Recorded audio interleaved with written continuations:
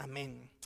Bien, iglesia, entonces hemos hablado en la sesión anterior, el domingo anterior, hemos hablado del tabernáculo y del recorrido que realizaba el sacerdote. También hablamos del mobiliario, el mobiliario que se encontraba en el tabernáculo y sobre todo las personas que intervenían, utensilios, las ofrendas que se presentaban. Tenemos que aprender algo. Antes de entrar siempre a esa lectura, debemos comprender que absolutamente todos los detalles tienen una suma importancia en lo que Dios quiere decirnos. A veces, en la comprensión del Antiguo Testamento, por el contexto en el que se escribe o el lenguaje que se utiliza, pues solemos como decir, bueno, sí, muchas medidas, descripción, y la pasamos la hoja así como, sí, el tabernáculo, bueno. Y seguimos en adelante, pero tiene una particularidad los detalles de tanto el tabernáculo así como las personas que intervienen. Por eso vamos a tener o mostrar mucha atención en este tiempo. Remembrando un poco lo que nos explicaba el pastor, ¿quiénes eran los sacerdotes? El pueblo escogido de Dios, el pueblo de Israel. Dentro del pueblo de Israel, dividido en 12 tribus, se había seleccionado una tribu, la tribu de Leví, que eran los que iban a servir en las labores propias del tabernáculo exclusivamente. Tenían la exclusividad, es decir, hay un pueblo elegido y tenemos una tribu elegida para servir en el sacerdocio. Y también dentro de la tribu de Leví teníamos a todos los sacerdotes, pero había un sacerdote que digamos que mandaba, que gobernaba los sacerdotes. Era uno, ahora vemos, es un elegido de entre la tribu elegida, de entre el pueblo elegido. Hay un proceso selectivo. Dios hace una diferencia. Este sumo sacerdote, al cual a diferencia de los demás, no lo cambiaban con el tiempo. A los sacerdotes que presentaban aquí y la manera en la que lo ilustraba el pastor Sergio el domingo anterior, eran cambiados en determinado tiempo. Dice la escritura que comenzaban su ministerio a los 30 años. Es decir, que de los 25 a los 30 comenzaban a enseñarlos, empezaban a activarse y comenzaba su ministerio a los 30 años y concluía hasta los 50 años. Pasados los 50 años, los sacerdotes podían seguir sirviendo únicamente haciendo guardias en el templo, pero propiamente ya para los sacrificios no. Así lo había dispuesto el Señor. Pero en el caso del sumo sacerdote, el sumo sacerdote estaba de planta, era vitalicio. El sumo sacerdote, desde que iniciaba su ministerio y había sido seleccionado, terminaba con la muerte. Hasta ahí terminaba el sacerdocio. Ahora, el sacerdocio, obviamente, del sumo sacerdote, y se seleccionaba otro. Entonces, vemos aquí, precisamente en la distribución que representamos en la parte posterior, o lo que tengo a mis espaldas, vemos un sacerdocio terrenal, un sacerdocio que se llevó a cabo en la tierra. Algo real, algo palpable, pero en el cual intervino el hombre presentando los sacrificios bajo la dirección de Dios. Un sacrificio terrenal. Pero hoy lo que quiero en lo que nos adentremos es comenzar a llevar y ver esta parte de cómo el Antiguo Testamento y el tabernáculo y la parte en la cual se realizaban los sacrificios traspasa ahora al Nuevo Testamento, solo que estamos hablando de un sumo sacerdote eterno. Te decía, ¿con quién o a qué edad terminaba el sumo sacerdote? Con la muerte. Pero ahora, Cristo, siendo nuestro sumo sacerdote, tenemos un sacerdocio eterno. Es exactamente en lo que debemos entrar o centrarnos en esta parte. Con fundamento en las escrituras y como se nos enseñaba en la vez anterior, el sumo sacerdote cruzaba una sola ocasión. Entonces es muy importante no perdernos cada uno de los detalles. Por eso te pido que estés atento y que sigas esta enseñanza. Para mí es maravillosa. ¿Por qué? Porque fíjate cuánto amor nos tiene el Señor y cuánta misericordia, que nos enseña hasta de una forma ilustrativa, ¿no? Pone en el corazón de nuestro pastor y en su amor preparar este tipo de actividades para que tengamos una ilustración mejor y que comprendamos un poco más acerca del Señor. Así que vamos a centrarnos en el sumo sacerdote. Voy a pedir que pase nuestro modelo de Aarón, el modelo de sumo sacerdote, por favor, si nos hace favor de entrar. ¿Qué vamos a ver? El sumo sacerdote porta, lo vemos primeramente, porta unas vestiduras especiales. Unas vestiduras especiales. ¿Por qué? Vamos a ver por qué. El sumo sacerdote entraba solo una vez al lugar santísimo. A esta parte, el sumo sacerdote solo entraba una vez al año. Una vez al año traspasaba de este lugar a este lugar. ¿Y por qué? Presentaba uno de los sacrificios más conmemorativos y más representativos de todo lo que el Señor había mandado, que era el sacrificio de la expiación. Mediante este sacrificio de la expiación, al presentarlo, era perdonado el total del pecado del pueblo. También se santificaba el tabernáculo. Y incluso el mismo sumo sacerdote tenía que ser santificado previamente a presentarlo. Era un acto muy especial. Y este acto muy especial y en el cual él entraba y colocaba la sangre y esperaba a ver si era acepto el sacrificio, al salir y hacer nuevamente el recorrido, el sacerdote salía y decía al pueblo: paz a vosotros. El sacrificio fue aceptado. Sacrificio aceptado. Entonces, para una tarea tan importante, tan específica, Dios dispuso unas vestiduras sacerdotales diferentes.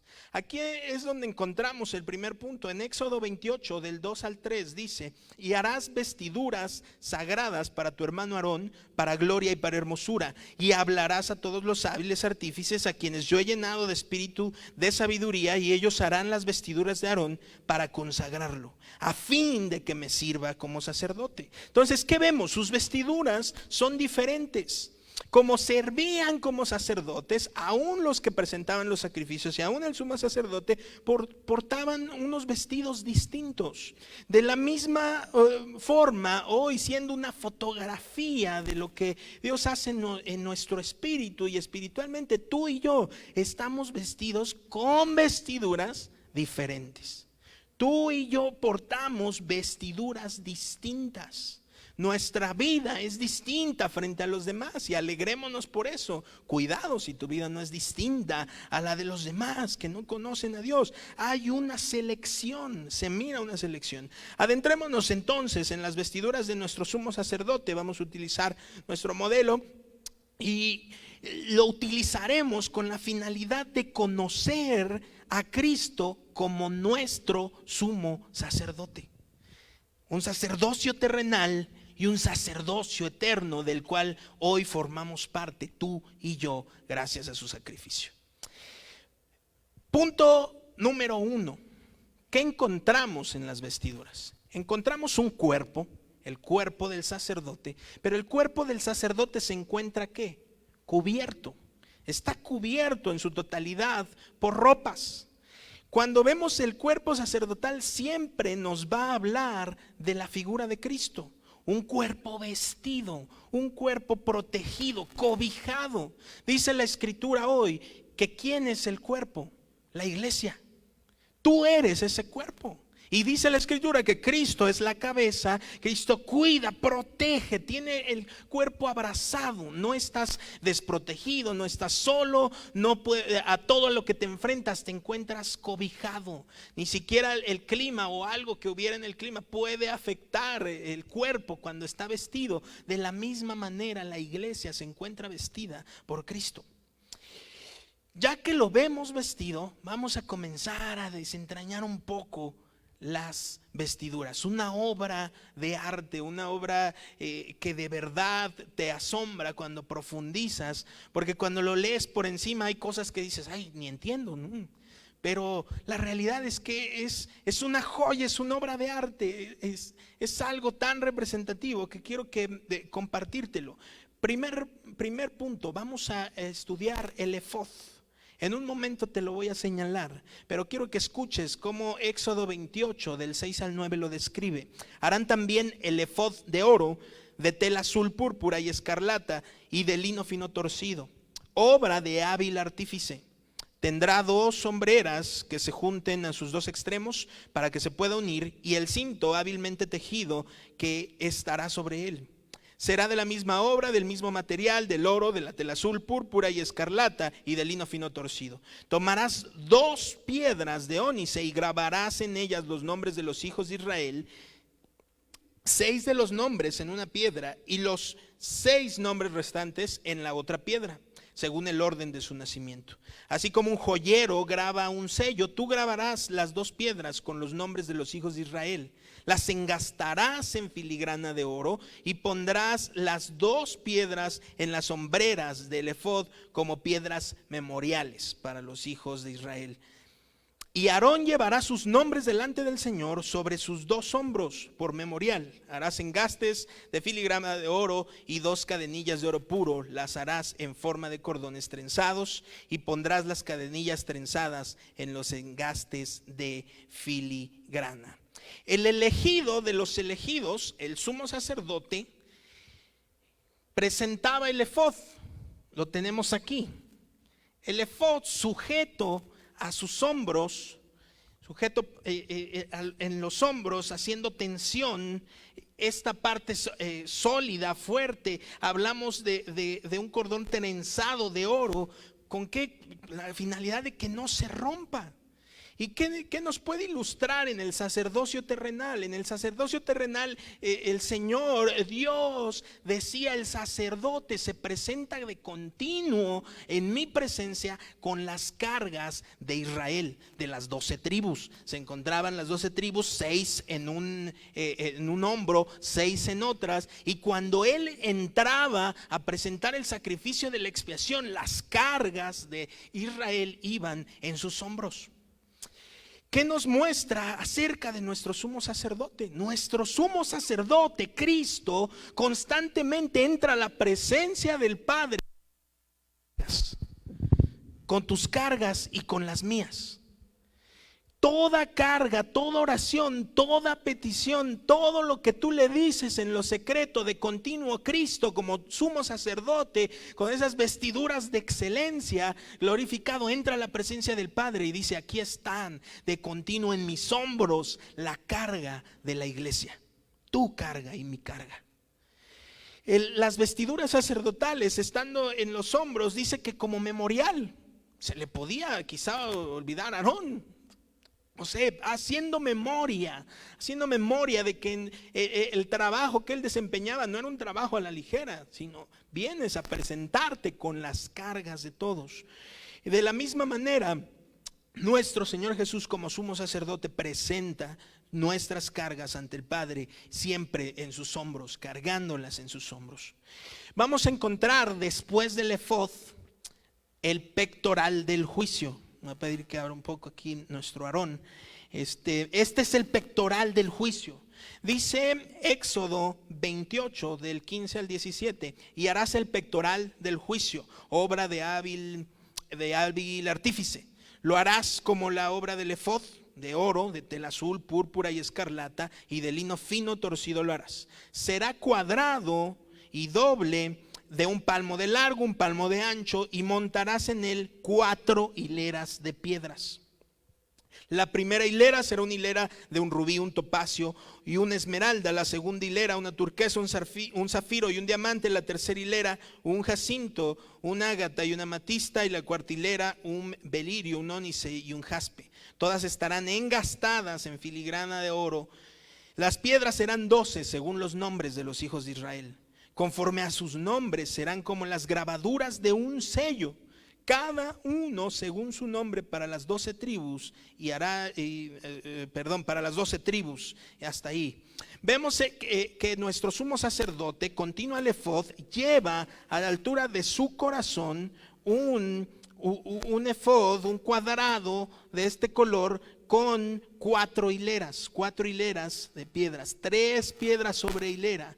Si lo recordamos en lo que acabamos de leer, cada piedra representaba una de las 12 tribus de Israel. Y fíjate qué impresionante, porque si tú has visto un anillo, el engaste, lo que se encuentra alrededor, lo que toma la piedra es de oro. Está diciendo, esta piedra está sujeta al oro, está en contacto con un material puro y de alto costo. El efod es algo maravilloso, hay piedras que ni siquiera conocemos, te apuesto. La hermosura de estas piedras. ¿Y qué decía o de qué hablaba esto? Se le pedía al sumo sacerdote que, además de entrar con las cargas de Israel, también fuera un simbolismo de que, perdón, de que ingresa al lugar santísimo llevando en su corazón a las 12 tribus. También dice como memorial. Es una obra de arte. ¿De qué nos habla nuestro sumo sacerdote eterno hoy entonces? Jesucristo. Jesucristo de continuo te tiene a ti por tu nombre en su corazón. En su corazón de continuo se presenta al Padre con tu nombre y dice que el nombre debía ser grabado como un sello. Algo muy importante, y me llama mucho la atención cómo Dios elige y da las instrucciones para que sean piedras preciosas. Es de la misma forma en la que a ti y a mí nos mira Dios. Es de la misma manera, nos mira como algo costoso, como algo impresionante, con algo de mucho valor y que está sujeto a su corazón y que no puede ser tirado. Cuando hablamos de un engaste, no podía yo pasar aquí al sumo sacerdote y decir: chin, se te cayó la piedra de Judá, perdóname. No, esa era una obra de un joyero. Nuestro sumo sacerdote nos tiene a ti y a mí en su corazón de continuo. Ya no es la carga general de la iglesia, pero él entra a la presencia del Padre y dice: aquí tengo a Enrique, aquí tengo a él, aquí tengo a él y aquí tengo a él, y son de gran valor, están en mi corazón. Qué impresionante y qué bendición conocer esto, qué consuelo trae a nuestras vidas saber que nuestro sumo sacerdote se encuentra con nosotros por nuestro nombre en su pecho. Dice la escritura en el versículo 29, para terminar esta parte del pectoral: y Aarón llevará los nombres de los hijos de Israel en el pectoral del juicio sobre su corazón cuando entre en el lugar santo continuamente, para memorial del Señor. Amén. Vamos a continuar. Esta parte del pectoral del juicio tiene otro lugar u otro apartado. Recuerda que decía que se iba a hacer doble. Y en la parte que señala que debía ser doble, vamos a encontrar algo que no está incorporado como tal digamos engastado, como te decía, engastado, pero se encuentra en el efod y de igual forma a la altura del corazón. Dice la escritura en el versículo, perdóname, aquí está. Después del versículo 30, hablamos del Urim y del Tumim. Acompáñame allá al Éxodo 28, si lo tenemos aquí en las pantallas. Éxodo 28, sobre el Urim y el Tumim. Nuestro sacerdote no contaba con el Urim y el Tumim de forma visible.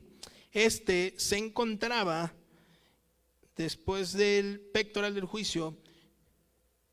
Las 12 piedras las tenemos en la parte frontal, y cuando nos menciona la escritura en el versículo 30, pondrás en el pectoral del juicio el Urim y el Tumim, y estarán sobre el corazón de Aarón cuando entre a la presencia del Señor, y Aarón llevará continuamente el juicio de los hijos de Israel sobre su corazón delante del Señor. Le voy a pedir a nuestro sacerdote que nos muestre dónde está el Urim y el Tumim a la altura de su corazón, y sacaba estas 2 piedrecillas, 2 piedras, Urim y Tumim. ¿Por qué son tan importantes o a qué se refiere la escritura? Las leemos, las vemos en diversas ocasiones, se habla del Urim y el Tumim. Y estas dos piedras en la traducción original también son llamadas como luces y perfecciones. Luces y perfecciones, las cuales servían para consultar a Dios.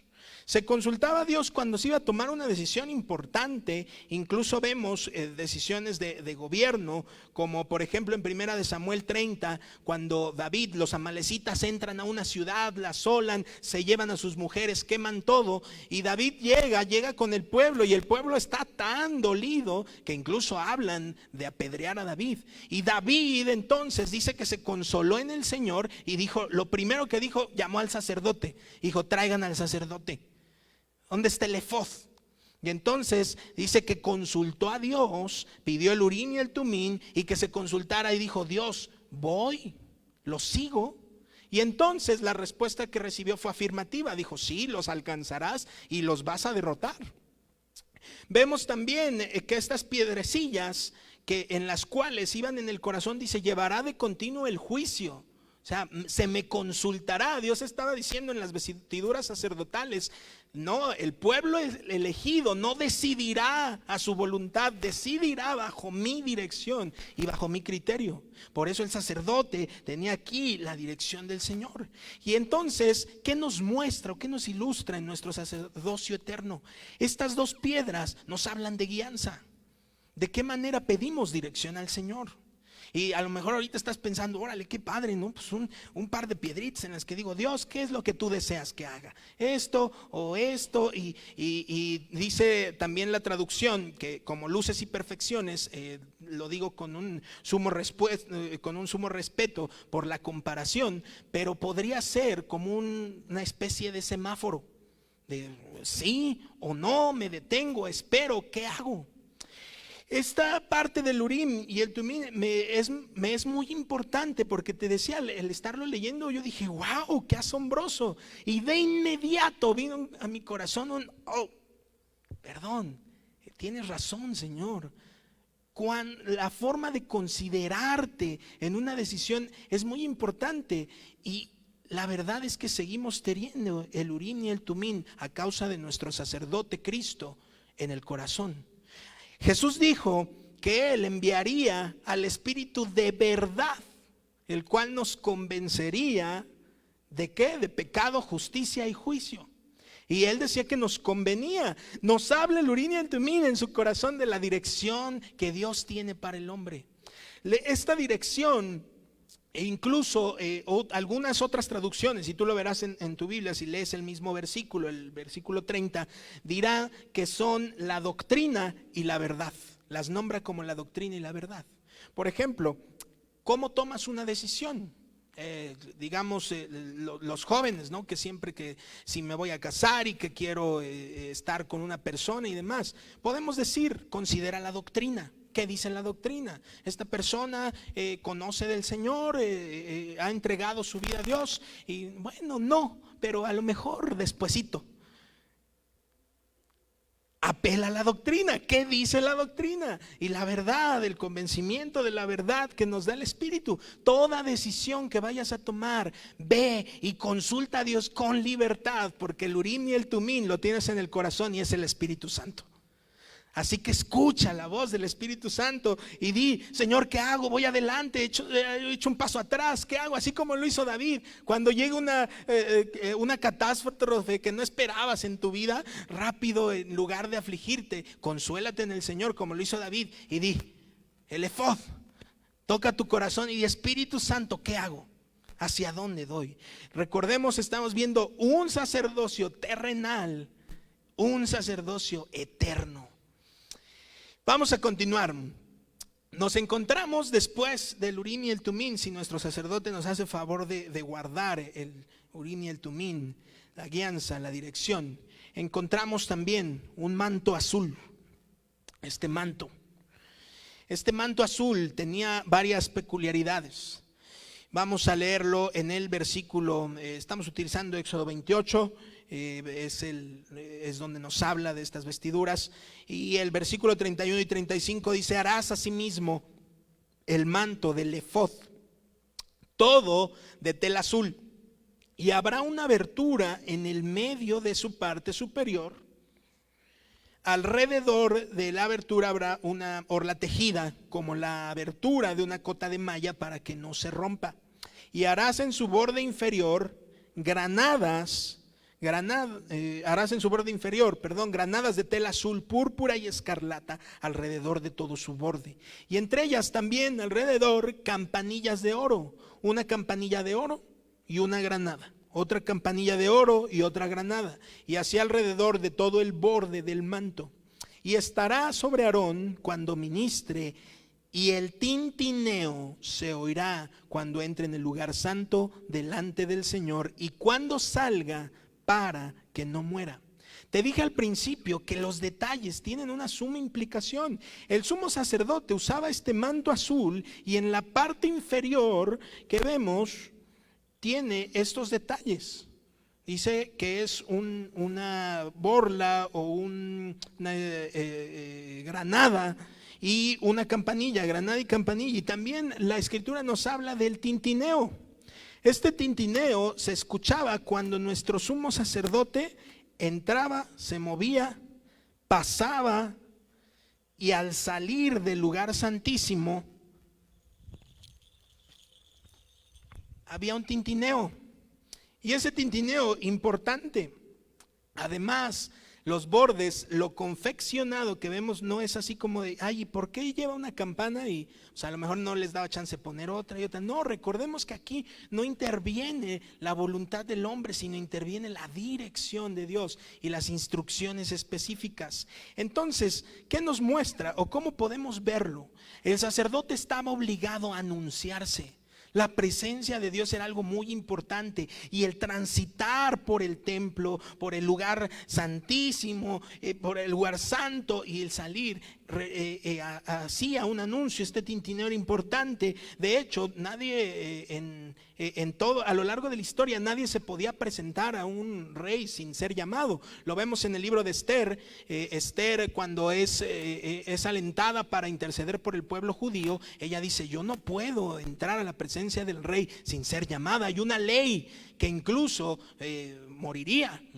Y entonces Dios dice lo mismo de nuestro sumo sacerdote. Dice: para que no muera, que ese tintineo esté. Y podemos decir: pero ¿por qué las granadas? ¿Por qué una representación de un fruto? ¿Por qué un fruto confeccionado?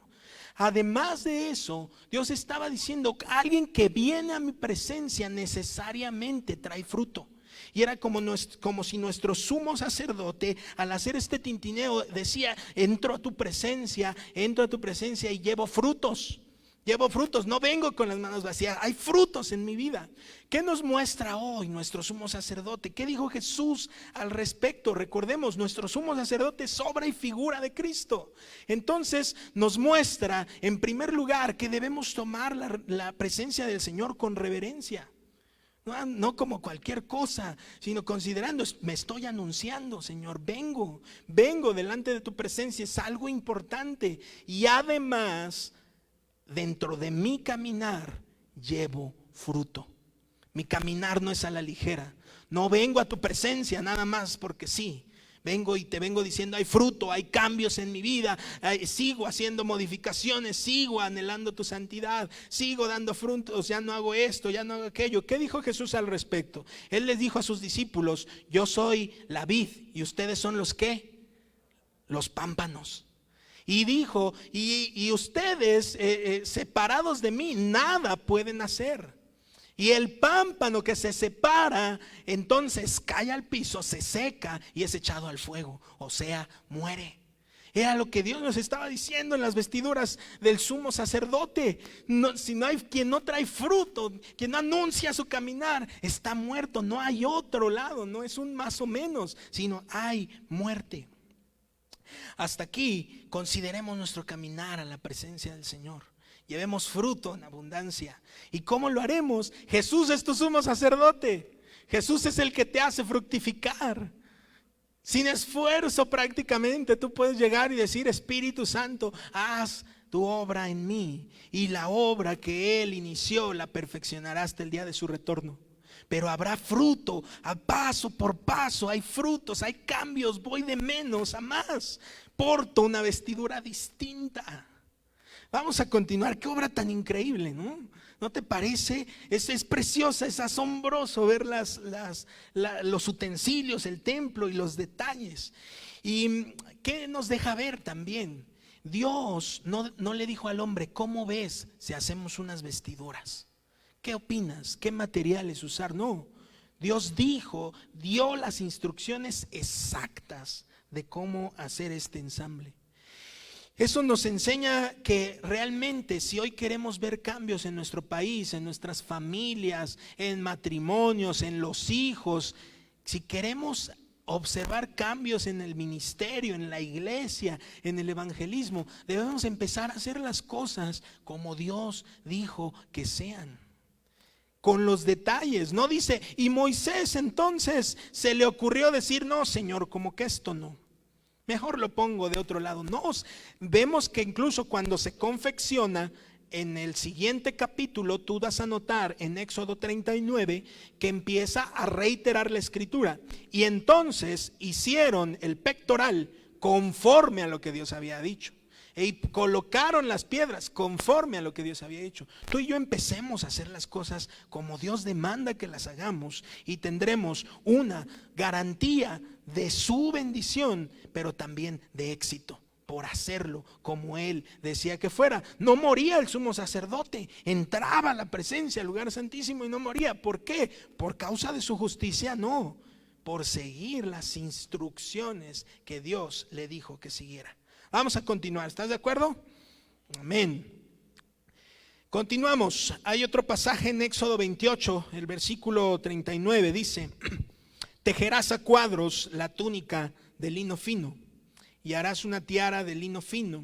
Harás también un cinturón, obra de un tejedor. Este pasaje nos deja ver 3 elementos más. Tenemos una túnica, una tiara, tenemos una diadema y hablamos de un cinturón. Estos 3 elementos los nombra y tú puedes decir, bueno, tienen una implicación. Claro que sí, tienen una implicación. Vamos a ver primero el tema de la túnica. La túnica era de lino fino, si me permites. La túnica era de lino fino, algo que podemos dar por hecho y decir, pues sí, necesita llevar una túnica, gracias. Pero esta túnica era sumamente importante. Esta túnica, dice la escritura, que era de un solo ensamble. Vemos incluso la importancia del lino fino. Por ejemplo, cubre a nuestro sacerdote en su totalidad.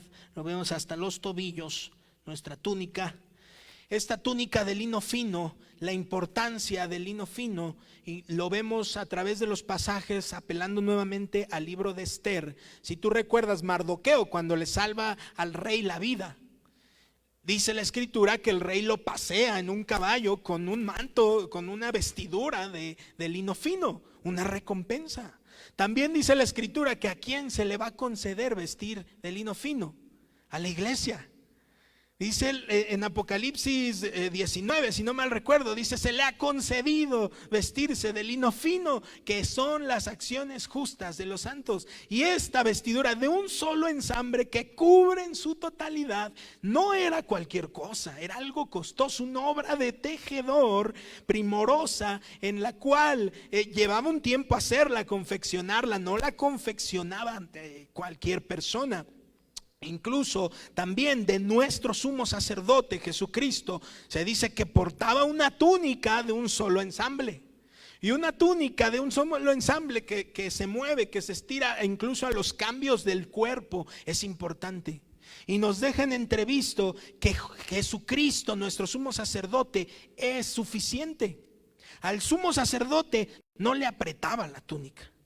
tampoco le quedaba holgada, era hecha a su medida para las labores sacerdotales, no le producía incomodidad al moverse. Jesús es nuestra túnica hecha a la medida. Es una túnica de un solo ensamble, perfecta, limpia, que nos cubre todo el cuerpo, que no es gravosa. Y mira, no importa cómo consideres tu falta, si es pequeña, si es grande, tus errores, esto sí, esto no, no importa, Jesucristo basta. No importa el problema que tengas frente a nuestro sumo sacerdote, la túnica es de un solo ensamble, no necesita otra, cubre absolutamente todo. Qué bendición, puedes acercarte confiadamente y decir: tú, sumo sacerdote, eres suficiente. Estás hecho a la medida. Jesucristo está hecho a la medida del mundo. Aunque la historia cambie y cambie y cambie, Él está hecho a la medida y podrá cubrirlo y tenerlo, y será el único sacrificio aceptable. Así que a través de los tiempos, no importa que cambie la cultura, la moda, los principios, la moral, Él seguirá siendo suficiente, nuestro sumo sacerdote. Vamos a continuar con la tiara. La tiara, llamamos a lo que recubre la escritura, lo que recubre la totalidad de la cabeza, este gorro que podemos decir así, lo nombra como la tiara. Esta tiara o este elemento del sumo sacerdote, ¿qué nos decía? El sumo sacerdote, al prestar sus servicios, debía tenerlo colocado en todo momento, no se quitaba la tiara, estaban cubiertos de la cabeza. Y eso nos habla ¿de qué? De cobertura en el pensamiento, un cobijo sobre el pensamiento, y de cómo es necesario tener guardado el pensamiento. La escritura dice que como el hombre piensa o tiene su pensamiento, tal es él. Entonces, ¿qué nos decía esto en las vestiduras sacerdotales terrenales? El hombre que se acerca a Dios no puede tener la misma mentalidad, no puede tener la misma mente. Encontramos a Pablo diciendo en Filipenses: haya pues en vosotros esa actitud que hubo en Cristo Jesús. La actitud es sinónimo ¿de qué? De pensamiento. Haya pues en ustedes ese pensamiento que hubo en Cristo Jesús. Nuestro sumo sacerdote demostró tener un pensamiento, una mente distinta, una mente alineada a nuestro Dios. Cuando está en la cruz sufriendo, ¿qué es lo que dice acerca de ti y de mí? Dice: perdónalos, Padre, no saben lo que hacen. Fíjate qué clase de mentalidad de nuestro sumo sacerdote, una mentalidad renovada. Por eso en las vestiduras sacerdotales vemos una cabeza cubierta, y una cabeza cubierta simbolizando lo más importante, la cabeza, la autoridad. El Señor, el sumo sacerdote decía: Dios, mi mentalidad no es mía, vengo en tu mente, en tu mentalidad, en tu instrucción, en tu perfección para presentar el sacrificio. O sea, no vengo haciéndolo como yo digo, vengo como tú lo has dicho, con tu pensar. ¿Qué nos enseña nuestro sacerdote eterno? Jesús, nuestro sumo sacerdote, está diciendo: yo cambio, yo cubro tu mente y yo cambio tu mente. Tu mentalidad, iglesia, tiene que ser distinta, tiene que ser diferente, cubierta siempre por Cristo. En la mente empieza absolutamente todo. En la mente inicia alguna mala decisión, inicia cualquier otro tipo de determinación. Si continuamos en el área de la tiara o de esta parte al frente, encontramos esta tiara, así la denomina la escritura, en la diadema. Dentro de la diadema se encuentra la tiara. Esta tiara está ajustada a la cofio, lo que vemos aquí como cubriendo a ver si se logra ver ahí un poquito.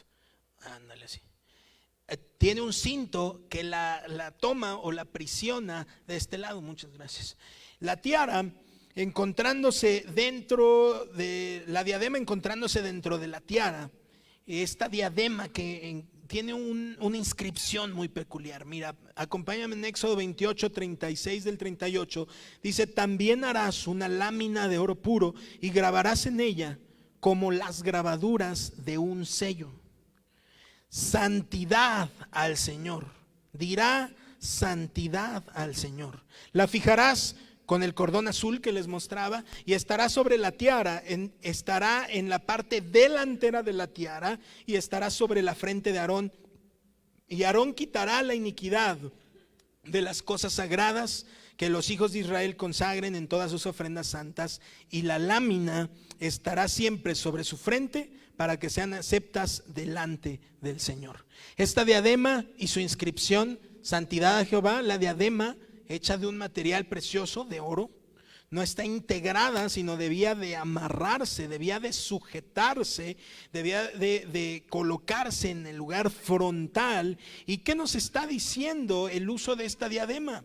Aquí es como si hubiera una marca visible del pensamiento que debía tener el sumo sacerdote al presentarse en el lugar santísimo.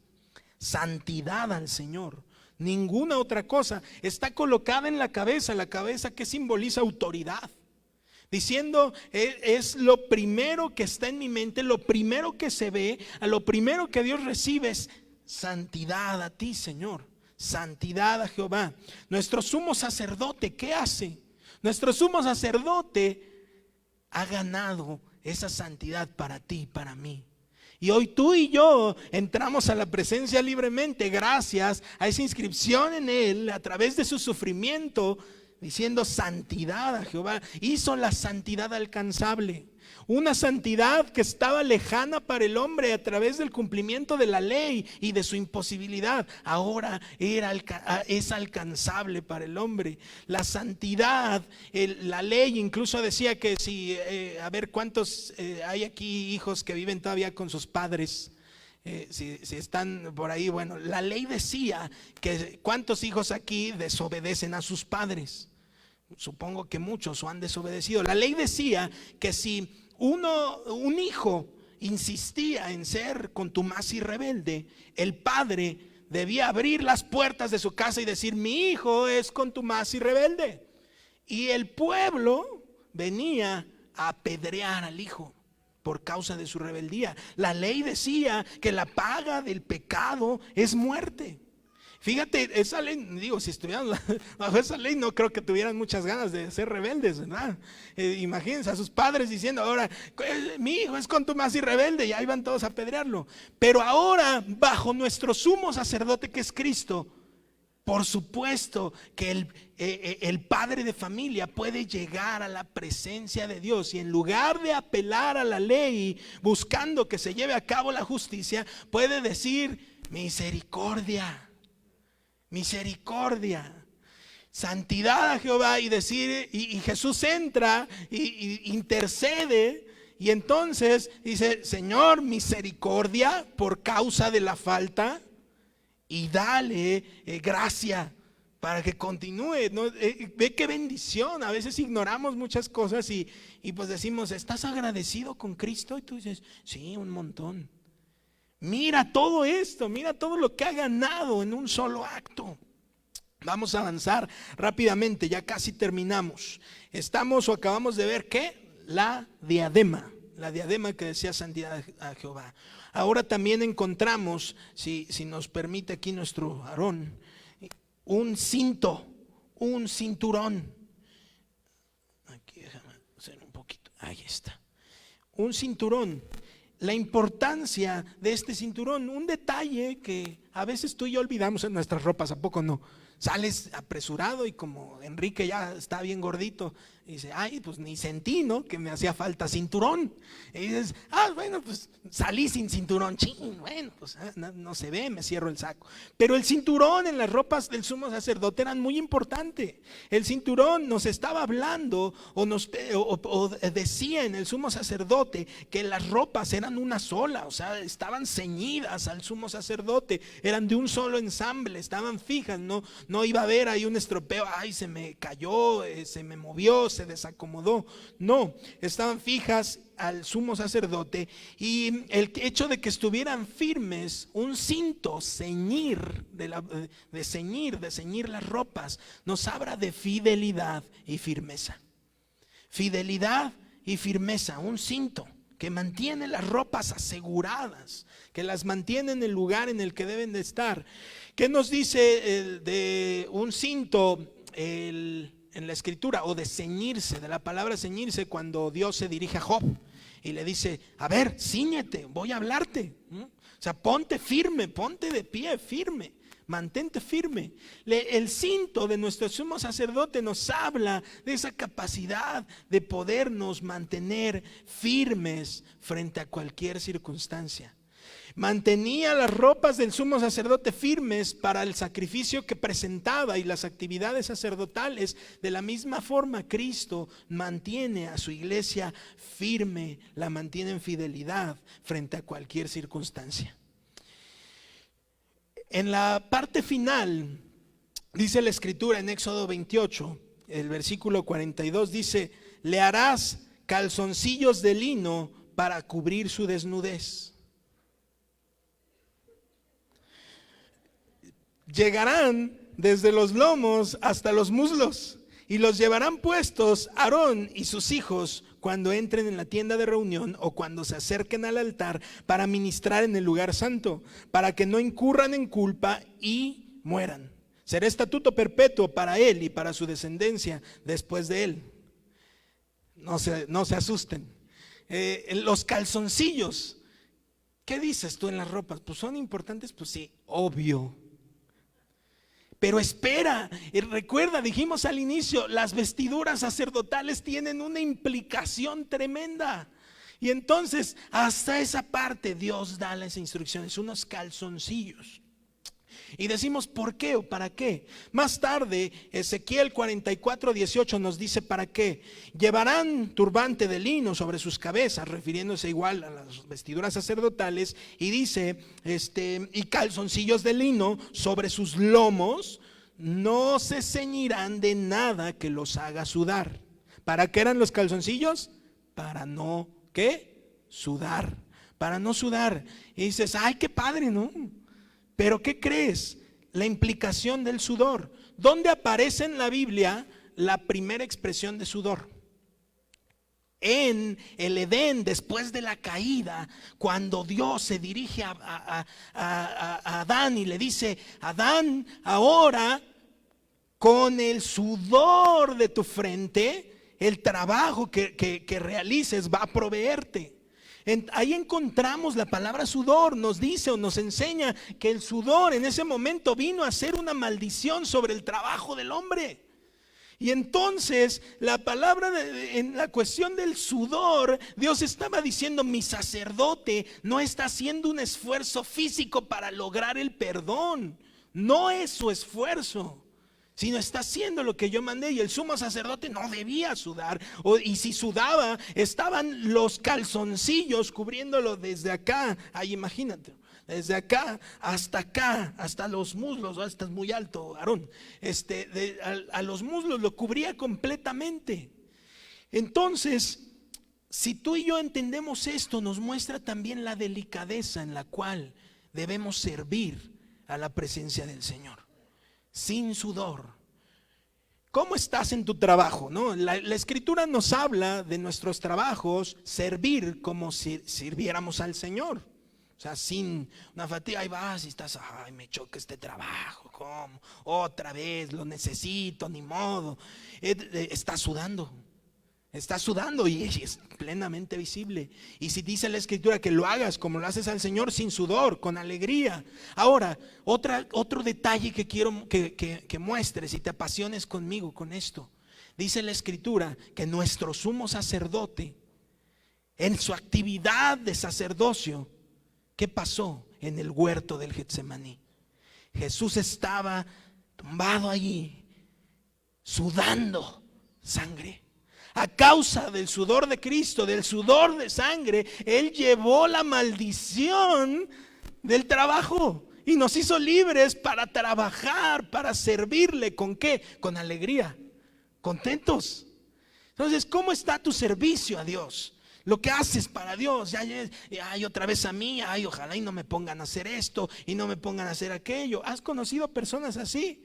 Si no, a lo mejor eres tú. Pero la realidad es que ponemos peros para todos y demás. Estás sudando.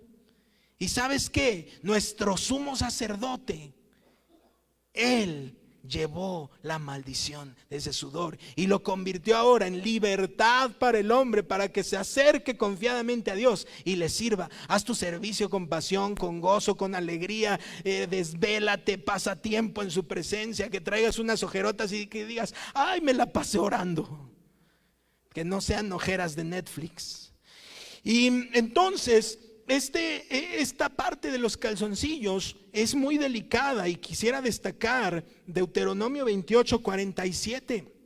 ¿Por qué? Porque el sacerdote, si se le olvidaban los calzoncillos, pues no era: híjole, no me los puse, pues ya, pero ya me puse todo, ni modo, voy a entrar a servir así. No, moría.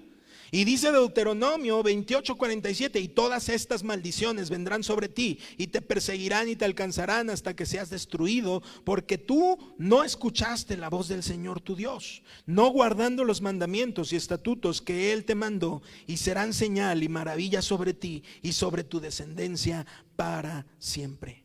Por cuanto no serviste al Señor tu Dios con alegría y con gozo de corazón, cuando tenías la abundancia de las cosas. Qué terror. Cuando yo leo esto me impone demasiado. Qué terror. Pero a causa de nuestro sumo sacerdote ya no hay esa maldición. Lo que hagas para el Señor, y si lo estás haciendo ahorita mal, mira, no te alarmes, detente, reconsidera, no lo dejes, porque lo primero que hacen es: ya lo voy a dejar porque lo estoy haciendo mal. No, abrázate de tu sumo sacerdote y di: bien, comenzamos, te empezaré a servir. Finalmente Él nos entiende. Con esta parte concluimos las vestiduras, y solo haciendo un recopilado de las vestiduras sacerdotales y las del sumo sacerdote, nos vamos a encontrar que, primero, los levitas servían exclusivamente en el templo, en los sacrificios y en el orden sacerdotal. De estos levitas eran los sacerdotes. Estos sacerdotes presentaban diversas ofrendas y portaban 4 vestiduras iguales entre sí. O sea, el sacerdote y el sumo sacerdote, 4 vestiduras iguales. El sumo sacerdote y el sacerdote, lo podemos decir común, compartían, también tenían túnica, tenían la parte del gorro, o llamado aquí como diadema o tiara, y el cinto, la parte del cinto, y los calzoncillos. El sumo sacerdote era un escogido sobre los sacerdotes, el cual presentaba ese sacrificio conmemorativo cada año. Y entonces este sacrificio conmemorativo para la expiación del pecado, al entrar al lugar santísimo, portaba vestiduras especiales. Y entonces en él encontramos que esta parte superior tiene la diadema de oro, cuenta también con su efod, cuenta con el pectoral de justicia, el urín y el tumín. La parte del cinto la comparte de la misma forma. Tenemos el manto azul con las campanas y los frutos. Tenemos una apariencia diferente.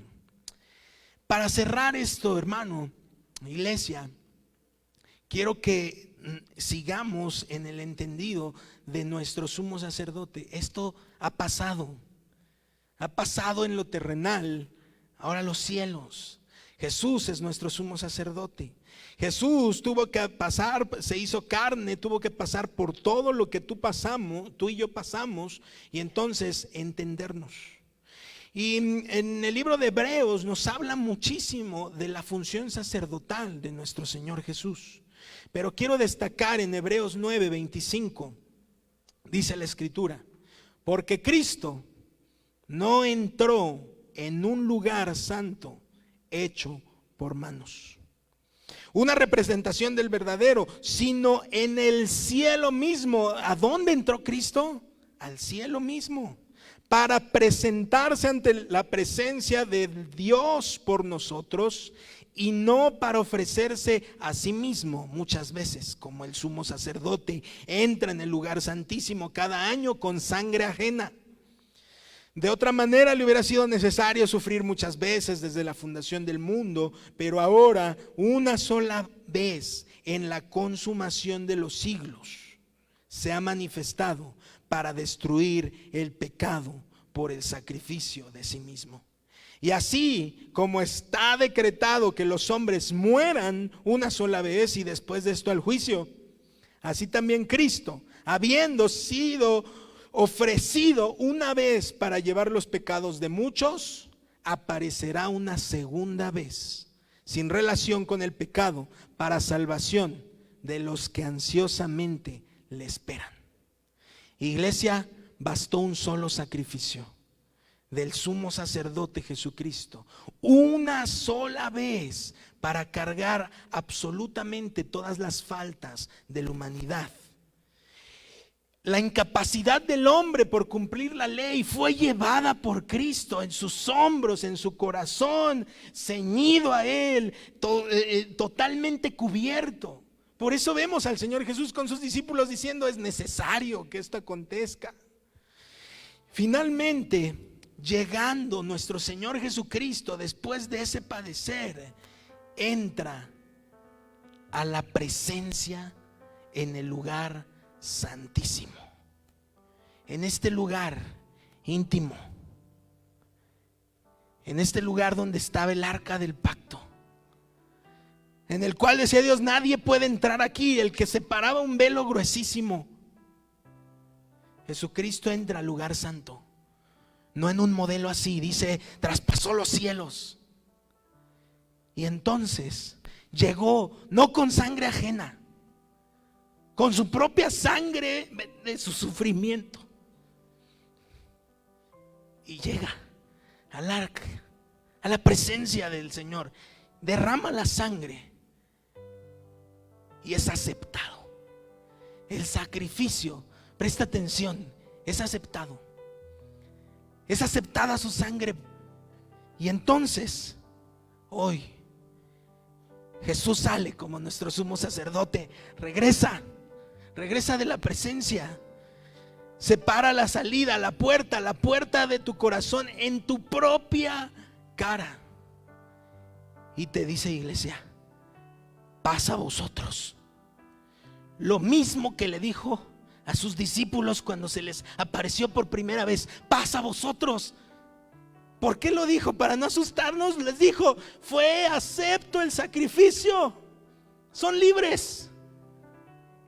Iglesia, eres libre para servirle, eres libre para vivir una vida de santidad, eres libre para ir de continuo, de menos a más, conociendo a tu Dios. Si todavía te preguntas: ¿es necesario alabarle? Ay, no me gusta tanto.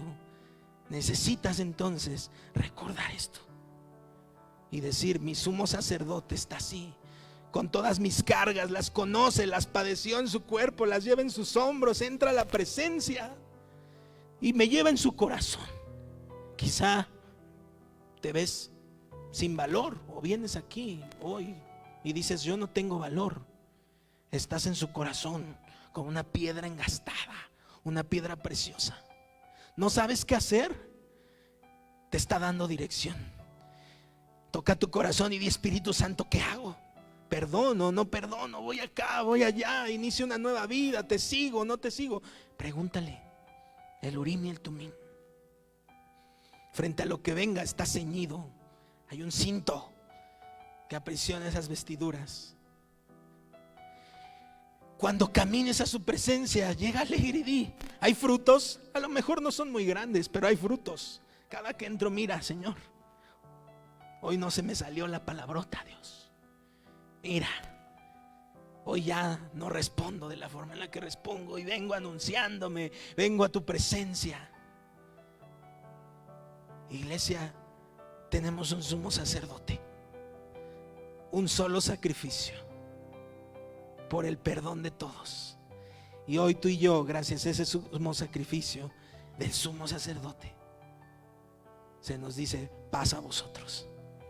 La ira de Dios no está sobre ti. Hoy hay paz. El precio de tu paz fue ese dolor en Cristo, y ya fue pagado, y ahí está. Y Él te comprende. Y entonces cuando tú dices: ya estoy harto, quiero dejarlo todo, Él va delante del Padre y dice: Padre, yo tuve un cuerpo como el de Él y sé lo que es habitar en ese cuerpo. Así que misericordia y gracia. Lo entiendo. Di mi sangre, aceptaste el sacrificio. Entonces responde a Él, ¿con qué? Con misericordia y gracia. ¿Cuántos dicen amén a eso? Ponte de pie. Ponte de pie. ¿Cuántos estamos agradecidos con nuestro sumo sacerdote? Su sacrificio es el precio de nuestra paz. Así que ahí en tu lugar, yo sé que en algún tiempo de la historia hiciste esta oración en la cual reconociste a Jesús. Pero si el día de hoy dijiste, wow, qué profundidad de mi sumo sacerdote, qué profundidad al decir yo creo en tu sacrificio. Si eso hoy reclamó tu corazón y tocó fuerte, te pido que inclines tu rostro y ores conmigo. Señor Jesús, hoy reconozco que diste tu vida por mí en la cruz. Y en tu sufrimiento tú pagaste mi maldad. Cumpliste la ley por mí. Por causa de tu muerte yo he sido limpiado. Por causa de tu resurrección y como ha sido aceptado el sacrificio en los cielos por el Padre, yo puedo acercarme libremente al lugar íntimo de Dios. Así que hoy creo esto en mi corazón, lo atesoro y tomo esta palabra sobre mí que tú has dicho, paz a mi vida. Así te ruego que sea de continuo en mi vida, paz frente a toda circunstancia. Te recibo en mi vida, te recibo en mi corazón y permíteme en agradecimiento servirte con honra y fidelidad. Te doy gracias, Cristo Jesús. Gracias, Cristo Jesús. Amén y amén. Que Dios te bendiga, iglesia. Gracias a Dios por ese tiempo. Gracias.